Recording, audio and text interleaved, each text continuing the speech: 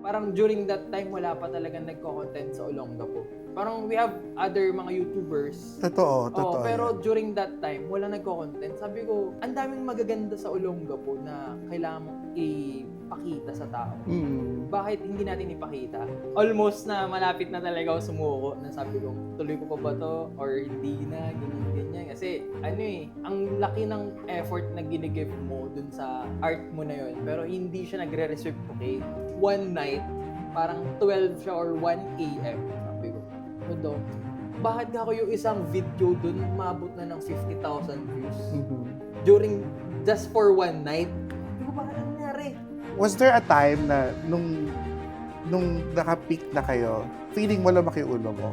Kung ano yung ginagawa mo ever since, tuloy-tuloy mo lang yan. And from time to time, dadating na yung blessing mo or magdadating na yung spotlight mo.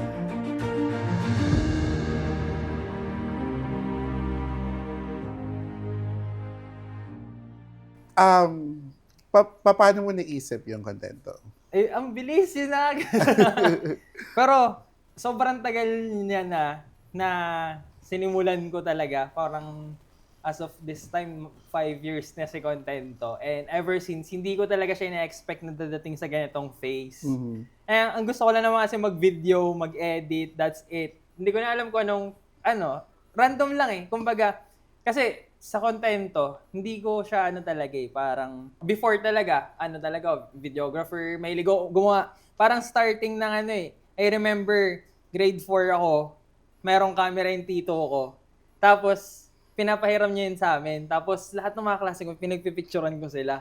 So, Okay. parang yung DSLR camera na fix na siya lens. So, pinagpipicturean ko lahat.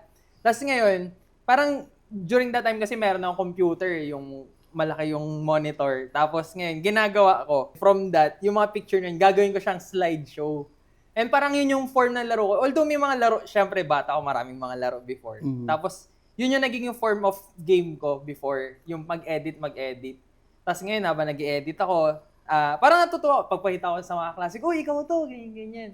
And ang point lang dun, parang, dun ko nakakita yung na napapangiti mo yung tao dun sa mga ginagawa mong artworks. So, feel ko, actually, hindi ko alam talaga. Ngayon lang to. Pero before kasi talaga, yun yung nararamdaman ko na sobrang satisfying sa sarili. Na parang, pag inedit ko yung video or nakita sila, masaya na. Then, hanggang medyo tumanda-tanda, grade 6, nag-green screen na ako. Hindi pa uso yung mga ngayon, yung CapCut. So, nag-green screen na ako, nang tinuturuan ako. Hanggang nung high school, college. Tapos, from that, nagkaroon kasi ako ng budget to buy a camera for myself. So, yung kamerang yun, it's like a mini action cam na siya, parang sobrang hirap na hirap ko siyang bilihin kasi hindi ko alam saan nakukuha ang pera kasi I'm just a high school student. Tapos, sabi ko, gawa akong video. Kasi marunong ako mag-edit eh. Problema, wala kaming camera. Actually, may camera, walang video camera. Kasi nga, mahilig na ako sa short films noon. Pero hindi ka na makagawa ng short films sa mga, static camera or sa photo camera. Ngayon, bumili ako ng isang mini camera na parang I think nasa 4,000 to 5,000 pesos yun. Then from that, simulang nung nakuha ko siya, gumawa kagad ako ng unang video. It's a summer video.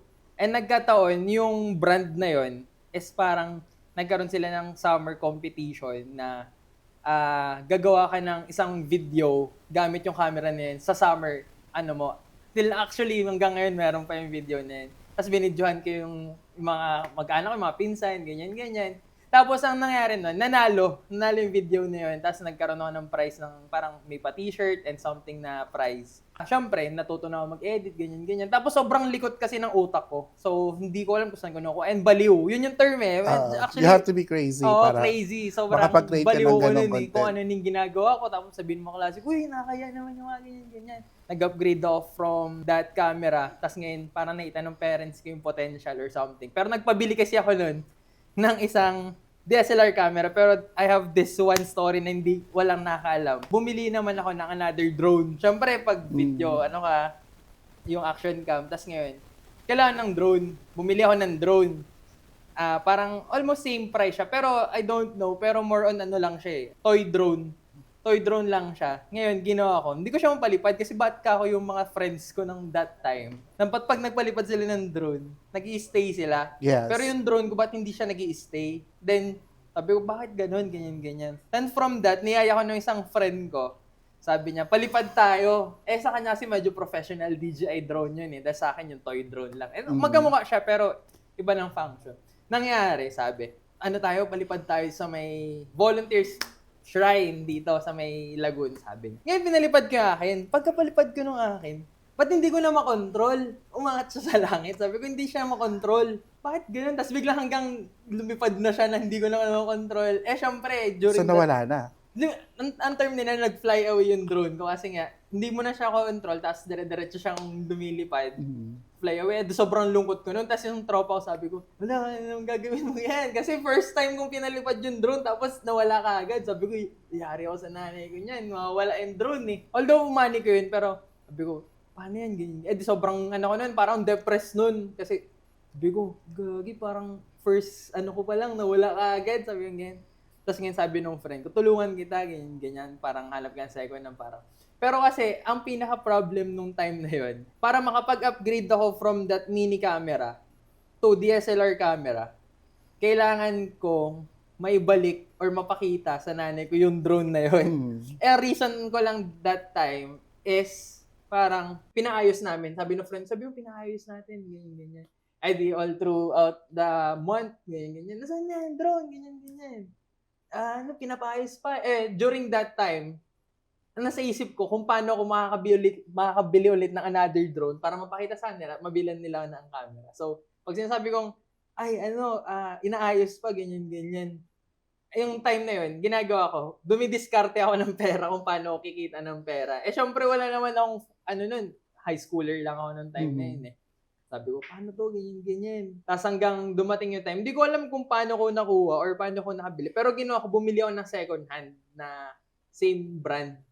Para lang mapakita ko sa nanay ko na ito yung drone na bumalik na siya. Yeah. So, pwede nyo na mabili ng camera. And starting from that day, doon na talaga nag-explore yung mind ko all throughout sa video, sa paggawa ng video. Doon ka na lang talaga nag-focus. Doon na ako nag-focus. Sabi ko sa kanila. So, nung una, parang laro-laro lang talaga. Laro-laro lang kasi nga, bumili akong ganyan, shoot lang ako. Kasi natutuwa yung mga klase ko natutuwa. So, lahat ng videos na ginagawa, natutuwa naman yung mga tao. Tapos, nagkaroon ng camera, doon na nag-explore lahat, ganyan. Sabi ko, ang ganda na to, pipicturean kayo sa isa. Mga klase ko, niyaya akong photoshoot, bili ng lente. Pero pag photographer ka, lens ka, ganyan mo.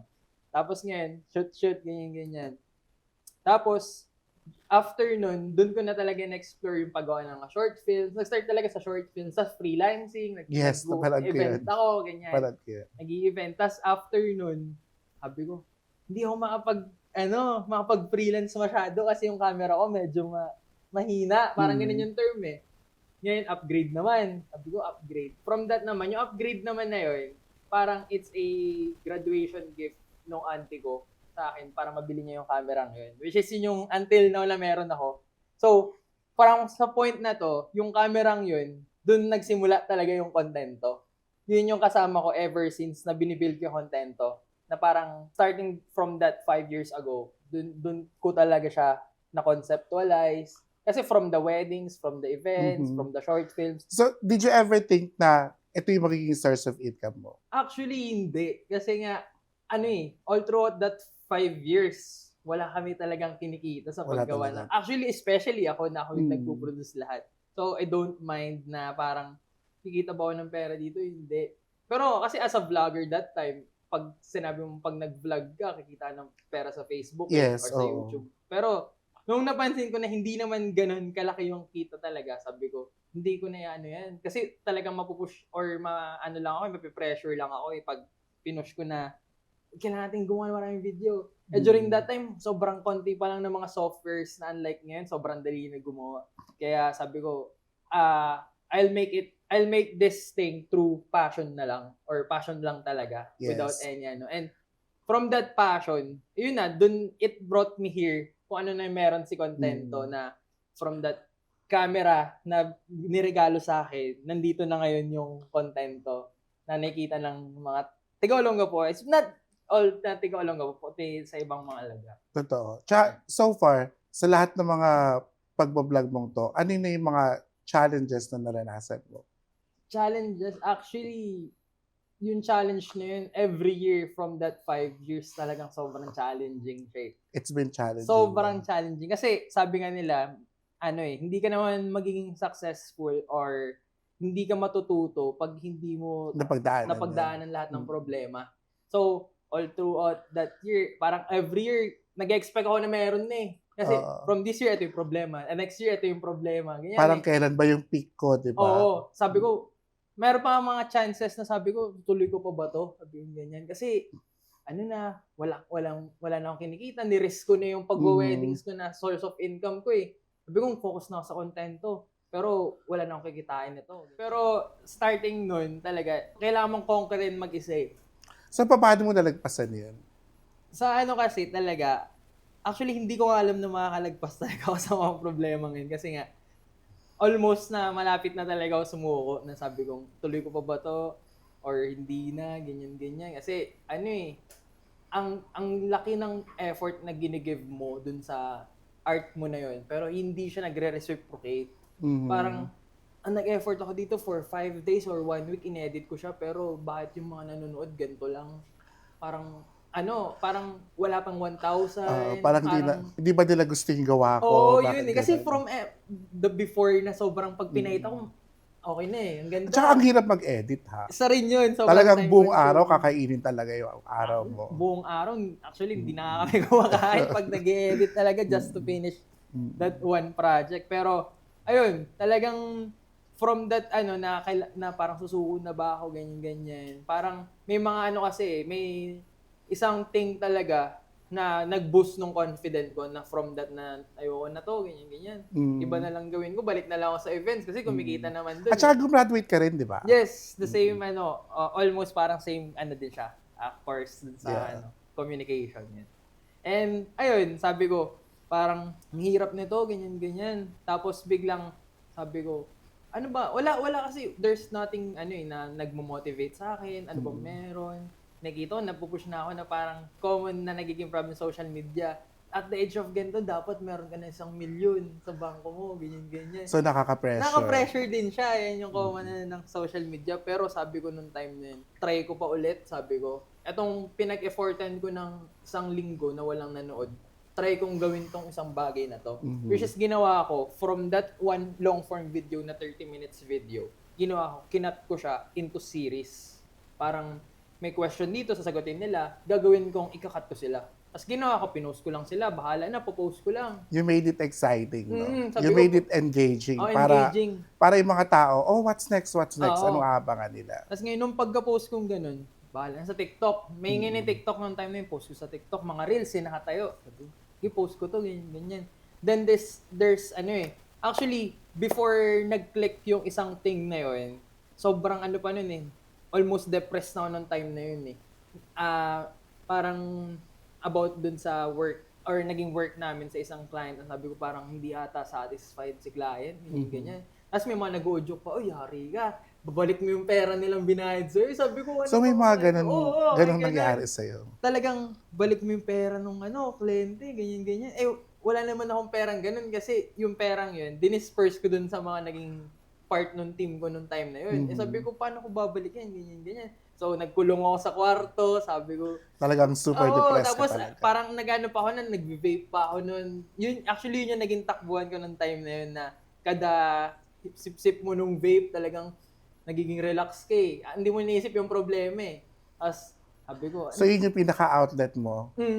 Tapos, ang nangyari nung time na yun is parang talagang hindi ko na alam, hindi na ako lumalabas eh. Sabi ko, ayoko na. Parang lahat na nakikita ko nakakapag-trigger ng anxiety or depression. At anxiety, to be exact. Tapos, sabi ko, bahala na, ganyan. Every night, 3:00 ng madaling araw, talagang. At wala ka pang team nito, right? Mag-isa ka pa lang noon. Wala na akong team nung time wala na yun. Kasi nga, nung problem dun sa isang project namin before. You must be so depressed. Wala na, naubos pati yung mga kasama mo, parang feeling mo wala nang naniniwala sa pangarap after na to, after nung work, tapos na yung project, kasi out na kami. Wala namin pa sa'yo. Parang ganun na naging feel ko eh. Tapos ngayon, lahat ng burden ako yung kumuha. Tapos sabi ko, from this day, parang, ang hirap mag-move on. Sabi ko, paano na gagawin ko nito? Tapos, yun nga, from that thing na sobrang depressed ko na, hindi ko na gagawin. Tapos, actually, we're using Contento that time na as our name Tapos, syempre, sabi ko, baka masira yung pangalan ng Contento kasi ganito yung nangyari. Ganyan. Pero, maraming naging problem lang naman, hindi naman sa part namin. Parang both parties hindi talaga nag-collide or nag-workout. So, hindi talaga nag-effect. Pero syempre, as a part ng ako yung project head nun or ako yung sabi ko, syempre it's a burden for me na ako yung naging head na tong project nito tapos hindi ko siya na-workout, sabi ko ganun. So another thing siya. Tapos sabi ko, yun na, parang dami yung naisip. Tapos yun na, sinabi ko na yung videos ko na lang dati, try ko i-upload, ganyan. Balik na ako sa pag-vlog. Ginawa ko, cut ko siya, tapos pinost ko. Parang every night, 2 days, 3 days, araw-araw may post. Sabi ko, bahala na, basta maita lang nila. Then there's this one night, parang 12 siya or 1 a.m. Sabi ko, no, bakit ako yung isang video dun maabot na ng 50,000 views? During, just for one night. Sabi ko, bakit ang nangyari? Ba't may 50,000 views? Anong episode to? It's parang ang name nung episode niya is Bingo with the Twist. Oh, okay. Yung Bingo with the Twist yun. Tapos sabi ko, hindi nag-effect. Ngayon, pinost ko siya as shorts, sabi ko just for one night, ba't ka ako nag 50,000 views? Tapos kada refresh ko, 55. Refresh ko, 62. Sabi ko, gano'n, bakit nangyari? Doon na nabuhayan yung loob ko. Parang naramdaman mo na, this is my breakthrough. Ito na, sabi ko, ito na yun. Meron ng gano'n, re-result na after 3 years, maybe 3 years. May tumatangkilik na. May tumatangkilik na, ganyan. Tapos, nag-post ulit ako, another, may views na. Hanggang, parang yung episode na yun or yung isang video na yun, umabot ata siya ng almost 1 million. So, for the 3rd year ni Contento, doon ako nakakuha ng first 1 million views under Contento. So, nabuhayan ka. Doon ako nabuhayan. Doon nabuo na, kailangan kong ituloy itong Contento kasi may mga naniniwala na nanonood Minsan yun talaga ibibigay sa'yo ni Lord. Yung, you have to have that burning desire na yung parang kinakabahan na ewan. Yung parang nakakilabot, pero ibibigay talaga siya sa'yo. Parang sinasabi ni Lord na hindi ko naman pwede ipakita agad sa yung result. Kailangan pagdaanan mo yung bagay na yun bago makuha. And that thing, yun yung nagbibigay talaga ng strength sa atin na parang gawin lahat ng bagay na kailangan natin gawin. At maging strong pa para pag finish natin yung mga other problems, basic na lang sa atin yan or di na agad tayo magdalawang isip na sumuko or something. Ang galing. And I'm glad na hindi ka sumuko. Oo, actually. Kasi kung sumuko ka, baka walang kontento. Walang kontento. Pero nakikilala ko kasi kontento. Ako, bago pa kita nakilala personally, alam ko na yung kontento. Pero hindi ko talaga alam. Like, alam ko talaga, like ka nagtatago. Like, hindi ka talaga nila kilala. Hindi nila alam na ikaw si Contento. Mostly, yung isa si Renante. Siya talaga yung kilala, si di ba? Renante. Sila Sir Al, yan. Sila. Ginawa mo ba yun purposely? Like, ayaw mo munang magpakita o magpakilala? Actually, it's for me, it's a strategy talaga. It's a strategy. Pero sinadya ko talagang hindi talaga magpakita ever since. Pero before talaga, nang ini-start ko yung Contento as a content creator na, ako yung nag-start ng isang something na ako magdadry run yan, ako lahat nag-video sa sarili ko. Ay, ito yung gagawin nyo. Try nyo itong gawin. Tapos ngayon, sunod-sunod na yan. Tapos, from that, sabi ko, ayoko muna sa harap, sa likod muna ako. Bakit? Kasi, wala kasing, parang during that time, wala pa talagang nagko-content sa Olongapo. Parang we have other mga YouTubers. Totoo pero yan. during that time, wala nagko-content. Sabi ko, ang daming magaganda sa Olongapo na kailangan mong ipakita sa tao. Bakit hindi natin ipakita?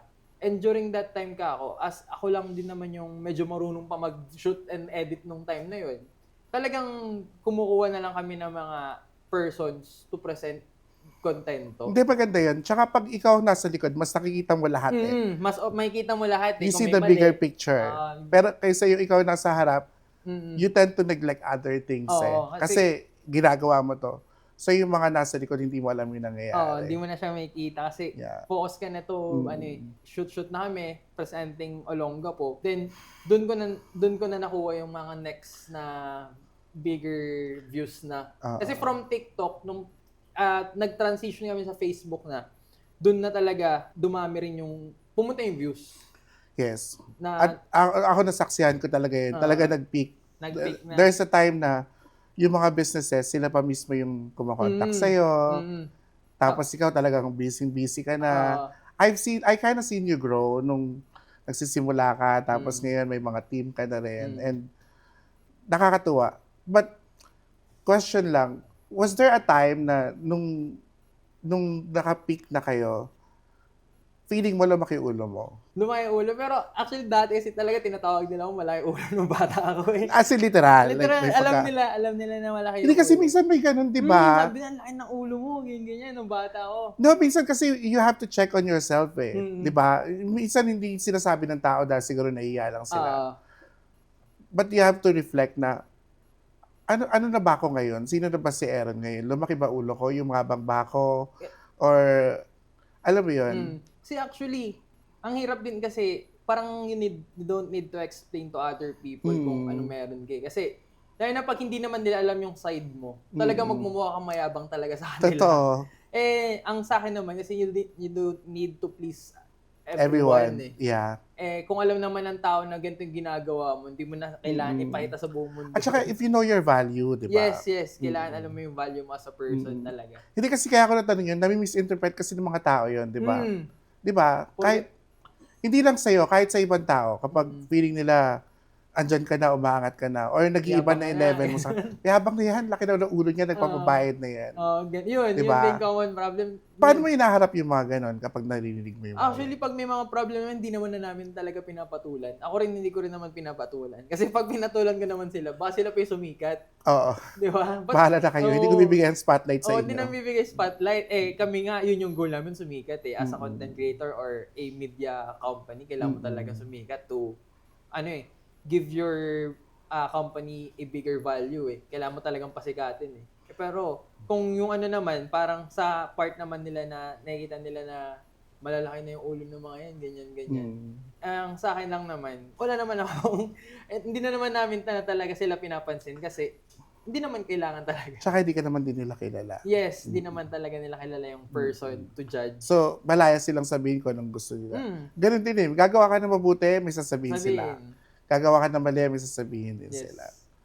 It's crazy how yung adventure mo from nag-i-start ka na gumagawa ka lang ng mga film contents, di ba? Tapos ngayon, paano ka napunta dun sa mga, you're already promoting local businesses? Ayun na, simula nung start na pinromote muna namin yung Olongapo. Oo. Doon na sila kasi nagsilapitan eh. Sabi ko, Olongapo has mga dagat, may mga bundok, may magandang downtown, tapos yung for mga athletes, di ba? Kumbaga sa athletes, pwede ka na mag-triathlon dito eh. And yung other cities dito, walang ganun. Sabi ko, bakit hindi nakikilala yung city ng Olongapo? Ang ganda niya.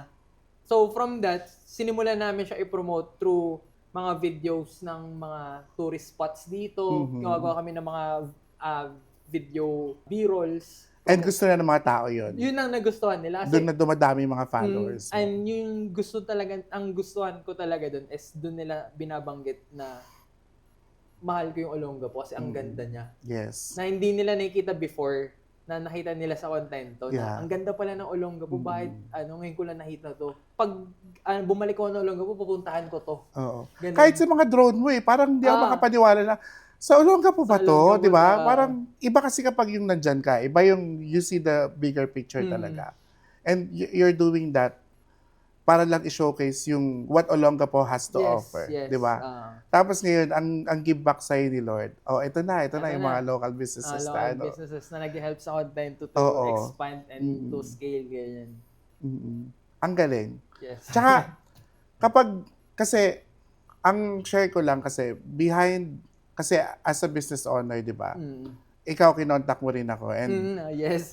di ba? Parang, ang laking tulong din nun. Ang laking tulong nun na, and behind every small businesses kasi, there is a family na itong pamilyang to, ito na lang yung pinagkukunan talaga nila ng, na nag-wish sila na, sana mag-work ng negosyong to. Yes. And you're there to help them. Yes. behind every small businesses, there is a risk na, naku, wala na yung mga negosyo ko iba, ito na lang talaga yung natitira ko negosyo. Nakakapit ako. Sana mag-work to. And Oo. you're there to help them. Yes, yun yung nagiging... Diba? Feel ko yun na yung purpose talaga ni content. Every small businesses, there is a leap of faith na ang ilang taon sila nagtatrabaho sa Amerika, tapos mag-iipon na lang ako, magtatayo na lang ako ng business sa Pilipinas, magtatayo na lang ako ng business sa Olongapo. Ito na yung last choice ko. I am tired of working for money. I want my money to work for me this time. Yes, yeah. Tapos ngayon, magtatayo sila ng business and you're there. There is Aaron to help them to Yes. achieve that. Yes. Diba? Kaya ang galing. Kaya when you support small businesses, you're not just supporting them by doing contents. Yes. You're also supporting their dreams. Yeah. Diba? Ang galing. Tinutupad mo yung pangarap nila. Yun yung talagang common na sinasabi nila. Sir, ang ganda nung ano yun. Kasi hindi namin alam gawin yan. Buti, yan yung gusto ko Parang ganyan Oo, ang galing nun. Oo. May tinatawag sila, Japanese term, ikigai. Ikigai. Ginagawa mo siya, pinagkakakitaan mo siya, pero yun din yung purpose mo sa buhay. At the same time, nakakatulong ka sa lahat ng tao. Parang ang hirap kunin yun Yes. Minsan may mga bagay na gusto mong tumulong, pero hindi naman sapat yung kakayahan mo para tumulong. And ikaw, you have so much capabilities, Yes. di ba? Tapos ito pa yung technically sources of income mo, di ba? At saka congratulations, 100K. 100K as of Di ba? As of... I've seen how hard you work for it, di ba? And grabe pinagdaanan mo. So sobrang the best. Yes, thank Ang you. galing na. So, kung meron kang message sa mga aspiring content creators na they're also helping their community, ano ito? Ang pinaka ko lang talaga, magiging message lang talaga kasi, is parang wag kang susuko. Lahat naman ng bagay, kailangan mo kang sumuko. And, yun yung number one. Then yung another thing is, be consistent. Kung ano yung ginagawa mo ever since, tuloy-tuloy mo lang yan. And from time to time, dadating na yung blessing mo or magdadating na yung spotlight mo. Yes, in God's time talaga. It's Totoo in God's yun. perfect timing talaga. At saka when you have pure intentions. Yes. Wala kang ibang Di ba? You're very personal, you're very intentional. Gusto mo lang makatulong sa tao. And of course, kumikita ka rin naman by doing that at the same time, di Parang ba? it's a win-win situation. It's a win-win situation. At ang galing nun, kasi hindi lahat nakukuha yun. Di ba? So, ang talagang lesson dyan is, huwag sumuko. Huwag sumuko. Talaga Yeah, number one. talagang laban lang. Laban lang, Diba? kahit hanggang kamatayan. Nababash na nga ako, Miss Brie. Bakit lahat masarap? Bakit lahat sa iyo masarap? Guys, Pero, alam nyo bakit lahat masarap? Siyempre kasi sa panahon ngayon, it's between practicality and your passion. Pero syempre natuwa ko kasi kilala ko si Contento talaga. Kilala ko siya, nakikita ko siya sa friends ko or sa something na ina-idolize ko. Like, oh my gosh, parang feeling ko, ito na yun. Parang ganon. Siguro Miss Brie, forever's not enough. wow, talaga. Parang first time lang nila maririnig sa akin na parang super love ko sila. Everything that I do was For for them. them. Maraming mga bata dyan na nagsusumikap na gusto nila makabawi sa magulang nila pero wala na silang magulang.